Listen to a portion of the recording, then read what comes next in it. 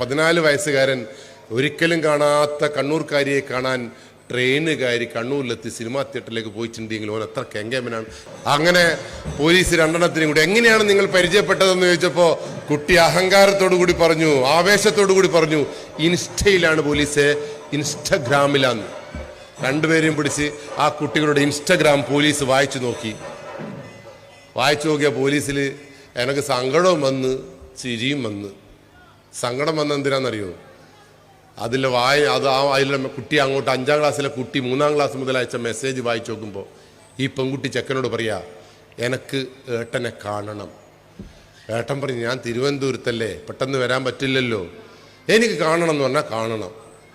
അപ്പോൾ ഈ പെൺകുട്ടി ഓമന് പൈസ ഇല്ല എന്ന് പറഞ്ഞിട്ട് മെല്ലെ ഒഴിവായപ്പോൾ ഈ പെണ്ണ് ചോദിച്ച ചോദ്യമുണ്ട്, എനിക്ക് ഇപ്പോഴേ പൈസ ഇല്ല എന്ന് പറഞ്ഞാൽ പിന്നെ നീ എങ്ങനെയാണ് എന്നെ കല്യാണം കഴിച്ചാൽ എന്നെ പോറ്റുക?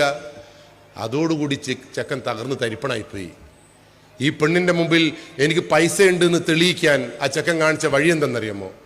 അച്ഛനും അമ്മയും മക്കളുമൊക്കെ സ്നേഹത്തോടുകൂടി വളർത്തുന്ന ഒരു മുയൽക്കുട്ടി ഉണ്ടായിരുന്നു തിരുവനന്തപുരത്തെ വീട്ടിൽ. ആ മുയലിൻ്റെ പേര് മീട്ടുമുയൽ. അച്ഛനും അമ്മയും മക്കളും ഒന്നിച്ച് സ്നേഹിച്ച ആ മീട്ടുമുയലിനെ അച്ഛൻ കാണാതെ അമ്മ കാണാതെ ഇവൻ പാളയം മാർക്കറ്റിൽ കൊണ്ടുപോയി വിറ്റു 3000 ഉറുപ്പ്യക്ക്. ആ 3000 ഉറുപ്പ്യ എടുത്തിട്ടാ പഹയൻ തൻ്റെ പ്രിയതമയെ കാണാൻ വന്നത്.